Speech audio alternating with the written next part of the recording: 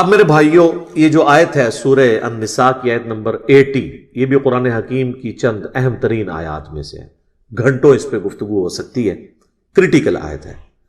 من یطع الرسول فقد اطاع اللہ، جو کوئی رسول کی اطاعت کرے گا گویا وہ اللہ کی اطاعت کر رہا ہے۔ اسپیسیفکلی یہ منافقین سے کہا جا رہا ہے، چونکہ ان کے لیے نبی علیہ السلام کی شخصی اطاعت بڑی مشکل تھی۔ وہ یہ دیکھتے تھے کہ یہ بھی ہماری طرح کے انسان ہیں، حالانکہ وہ ہماری طرح کے سپیشیز میں تو انسان ہے، مرتبے میں تو نہیں ہے۔ ان پہ اللہ کی وحی آتی ہے، ان کو اللہ تعالیٰ نے ایکسٹرا آرڈنری کوالٹیز دی ہوئی ہیں۔ تو اللہ تعالیٰ یہ کیڑا ان کے دماغ سے نکال رہا ہے کہ رسول کی اطاعت کو عام اطاعت نہ سمجھنا، یہ اللہ کی اطاعت ہے۔ وَمَن تَوَلَّى، اور جو کوئی رخ پھیرے گا، فَمَا أَرْسَلْنَاكَ عَلَيْهِمْ حَفِيظًا، تو نبی ہم نے آپ کو ان کے اوپر نگہبان بنا کر نہیں بھیجا کہ آپ نے زبردستی ان کو سچائی کی دعوت دینی ہے۔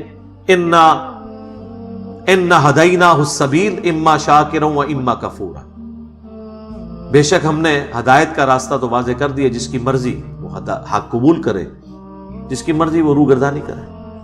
وَالَّذِينَ جَاهَدُوا فِينَا لَنَهْدِيَنَّهُمْ سُبُلَنَا، جو لوگ ہماری راہ میں کوشش کریں گے ہم انہیں راستہ دکھا دیں گے، ان کے لیے راہیں کھول دیں گے اپنے تک پہنچنے کی۔ تو اطاعت رسول اللہ کی اطاعت ہے۔ اس کانٹیکسٹ میں یہاں تک حدیث ہے بخاری اور مسلم میں، نبی صلی اللہ علیہ وآلہ وسلم نے فرمایا، جس نے میرے بنائے ہوئے کسی امیر کی اطاعت کی اس نے میری اطاعت کی، اور جس نے میری اطاعت کی اس نے اللہ کی اطاعت کی، اور جس نے میرے بنائے ہوئے کسی امیر کی نافرمانی کی اس نے میری نافرمانی کی، اور جس نے میری نافرمانی کی اس نے اللہ کی نافرمانی۔ لیکن یہ اطاعت کسی امیر کی معروف میں ہے، منکر میں نہیں ہے۔ وہ جو بخاری و مسلم میں متفقن علیہ دونوں کتابوں میں یہ حدیث ہے، سیدنا علی اس کے راوی ہیں کہ نبی علیہ السلام نے ایک انصاری صحابی کو امیر بنا کر بھیجا ایک لشکر پہ، کسی بات پہ اس امیر کو غصہ آ گیا اپنی جو ماتحت لوگ ہیں ان پر، اور اس نے کہا کہ اس کا علاج اب یہ ہے کہ ایک بہت بڑا آگ کا الاؤ بہت بڑا الاؤ جلاؤ، اور تم سب کے سب اب اس آگ میں کودو تاکہ میرا یہ غصہ ٹھنڈا ہو۔ تم نے میری نافرمانی کی ہے، اور میری نافرمانی رسول اللہ کی نافرمانی ہے۔ اور آگ جلوائی تو پھر صحابہ میں اختلاف ہو گیا، انہوں نے کہا ہم آگ سے بچنے کے لیے تو رسول اللہ کے دامن کرم میں ہم نے تھاما تھا، پناہ لی تھی، تو پھر ہمیں اسی آگ میں پھینک رہا، ہم اس تیرے حکم کو نہیں مانے۔ اور اتنے میں آگ ٹھنڈی ہو گئی اور اس صحابی کا غصہ بھی ٹھنڈا ہو گیا۔ جب حضور صلی اللہ علیہ وآلہ وسلم کے پاس پہنچے تو آپ علیہ السلام نے فرمایا کہ اگر تم اس آگ میں کودتے نا تو پھر کبھی بھی آگ سے نہ نکلتے، جہنم کی آگ تک اس میں رہتے تھے، یعنی اس آگ سے اس آگ میں شفٹ ہوتے۔ اور پھر نبی علیہ السلام نے وہاں پہ فرمایا کہ مخلوق کی اطاعت معروف میں ہے، منکر میں نہیں ہے۔ اللہ کی معصیت میں، اللہ کی نافرمانی میں مخلوق کی اطاعت نہیں ہے۔ تو یہ مسلمانوں کو کنسیپٹ دیا گیا۔ تو رسول اللہ کی اطاعت اللہ کی اطاعت ہے۔ نبی علیہ السلام کا کیس ڈیفرنٹ ہے، وہاں پہ تو ہر بات ماننی۔ کیوں؟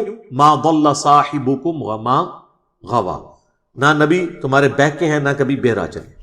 حتیٰ کہ اس کا کلائمیکس ہے جو سورہ آل عمران کی آیت نمبر 31 ہے، قل ان کنتم تحبون اللہ فاتبعونی یحببکم اللہ۔ اے نبی تم فرماؤ کہ بالفرض اگر تم اللہ سے محبت کے دعوے دار ہو نا تو پھر میری یعنی نبی علیہ السلام کی اتباع کرو، پھر اللہ بھی تم سے محبت کرے گا، تمہارے گناہوں کو بھی معاف کر دے گا، وہ بخشنے والا مہربان ہے۔ یعنی نبی علیہ السلام کی اتباع کرنی ہے، صرف اطاعت نہیں۔ اور اتباع کہتے ہیں محبت کے ساتھ پیروی، دل پہ جبر رکھتے ہوئے نہیں، اندر سے۔ جس طرح کہ صحیح بخاری میں آتا ہے عبداللہ بن عمر رضی اللہ تعالیٰ عنہ اپنے سفر حج میں جب وہ نبی علیہ السلام کے بعد جایا کرتے تھے تو حضور علیہ السلام کے ساتھ سفر کرتے ہوئے جن جن جگہوں پہ نبی علیہ السلام نے پڑاؤ کیا، جہاں جہاں نماز پڑھی، وہ ان جگہوں پہ اپنی سواری کو روک کے نماز پڑھتے تھے۔ حتیٰ کہ ایک جگہ وہ تابعی کہتے ہیں کہ مسجد تھی، مسجد میں نماز نہیں پڑھی، اس کے پاس ٹیلے کے پاس ایک پتھر تھا، وہاں پہ نماز پڑھی کہ نبی علیہ السلام نے یہاں پڑھی تھی۔ حتیٰ کہ مسند احمد میں تو یہاں تک ہے کہ نبی علیہ السلام نے ایک جگہ پیشاب کیا تھا، عبداللہ ابن عمر نے وہاں پہ جا کے پیشاب بھی کیا کہ میں حضور کی اس ادا کو ادا کر رہا ہوں۔ اس لیول تک پیروی کرتے تھے۔ تو محبت کے ساتھ اطاعت کرنی. باقی ہم یہ نہیں کہتے جس طرح اہل حدیث بہت زیادہ اطاعت کے اوپر زور دیتے ہیں، چونکہ بریلوی صرف محبت کو لے کے چل رہے ہوتے ہیں اور وہ کہتے ہیں بس محبت کر لی تو اب انشاءاللہ تعالی جنت میں جائیں گے. تو اہل حدیث ان کو سمجھانے کے لیے کہتے ہیں کہ جی اصل چیز اطاعت ہے. نہیں سر، دونوں چیزیں ہی اصل ہیں. محبت بھی اصل ہے اور اطاعت بھی اصل ہے. محبت تو اس حد تک اصل ہے کہ سورہ الاحزاب میں ہے النبی اولیٰ بالمؤمنین من انفسہم وازواجہ امہاتہم. نبی مومنین پر ان کی جانوں سے بڑھ کر حق رکھتے ہیں، اور مومنین کی مائیں ہیں نبی کی جو بیوی ہیں، جان سے بڑھ کر حق ہے. حتیٰ کہ سورہ توبہ کی آیت نمبر 24 میں آیا کہ تمہاری رشتہ دار جتنے ہیں، اللہ تعالیٰ نے ساری چیزیں گنوائیں، تمہارا مال، تمہاری تجارت، تمہارے سارے ایسٹس، اگر اللہ اور اس کے رسول اور اس کی راہ میں جہاد کرنے سے بہتر تم ان کی طرف زیادہ متوجہ ہو، پھر اللہ کے عذاب کا انتظار کرو. بخاری اور مسلم دونوں میں حدیث ہے، تم میں سے کوئی شخص اس وقت تک مومن نہیں ہو سکتا جب تک کہ میں اسے اس کے ماں باپ، اولاد، اس کے مال، سب لوگوں سے بڑھ کر، ہر چیز سے بڑھ کر عزیز نہ ہو جائے. اور اس کا کلائمیکس وہ حدیث ہے جو صحیح بخاری میں سیدنا عمر اور نبی علیہ السلام چہل قدمی کر رہے تھے. حضرت عمر کا ہاتھ محبت سے حضور نے پکڑا تو حضرت عمر بھی فرینک ہو کے کہنے لگے یا رسول اللہ، آپ مجھے اس دنیا میں سب سے بڑھ کر محبوب ہیں سوائے اپنی جان کے. سچ بولا، اپنی جان تو سب سے آگے ہوتی ہے. اور وہ یہ ایکسپیکٹ کر رہے تھے حضور کہیں گے واہ کیا بات ہے. حضور نے فرمایا نہیں، اللہ کی قسم، بلکہ تیری جان سے بھی بڑھ کے. تو انہوں نے کہا یا رسول اللہ، آپ مجھے میری جان سے بھی بڑھ کے عزیز ہیں. تو آپ نے فرمایا ہاں اب عمر تمہارا ایمان مکمل ہوا. تو ایمان تو مکمل نہیں ہوگا. بخاری مسلم دونوں میں حدیث ہے، نبی علیہ السلام نے فرمایا ایمان کی حلاوت اس نے چکھ لی جس میں 3 نشانیاں ہیں. اللہ اور اس کا محبوب صلی اللہ علیہ وآلہ وسلم اسے پوری دنیا میں سب سے بڑھ کر محبوب ہو جائے. دوسرا، دوستی اور دشمنی کا معیار اللہ کی ذات. تیسرا، کفر کی طرف لوٹایا جانا اس کے لیے اتنا ہی مشکل ہو جائے جتنا زندہ آگ میں جلایا جانا. آگ میں جلنے کے لیے وہ تیار ہو جائے لیکن دین اور ایمان نہ چھوڑے، اسے مٹھاس ملے گی.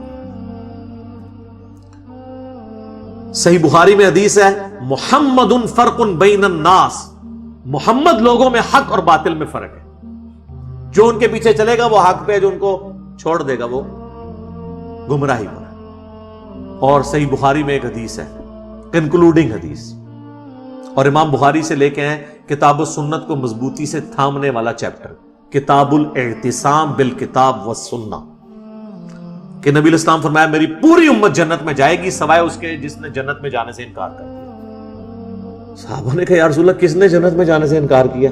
کون جنت میں جانے سے انکار کرے گا؟ آپ نے فرمایا جس نے میری اطاعت کی وہ جنت میں جائے گا، اور جس نے میری نافرمانی کی اس نے جنت میں جانے سے انکار کر دیا. یعنی وہ خود ہی منکر ہو گیا جنت کا. پریکٹیکلی وہ نبی علیہ السلام سے اس نے روگردانی کر دی. تو محبت اپنی جگہ ضروری ہے، اطاعت، محبت اور اطاعت دونوں ملیں گے تو اتباع رسول بنے گی. یہ دونوں چیزیں پیرلل میں ضروری ہیں، نہ صرف محبت پہ زور دینا ہے نہ صرف اطاعت پہ. محبت تو ظاہر ہے ضروری ہے. بخاری مسلم دونوں میں حدیث ہے، ایک شخص نے آ کے عرض کیا اللہ کے نبی قیامت کب آئے گی؟ آپ فرمایا قیامت کے لیے کوئی تیاری بھی کی ہے؟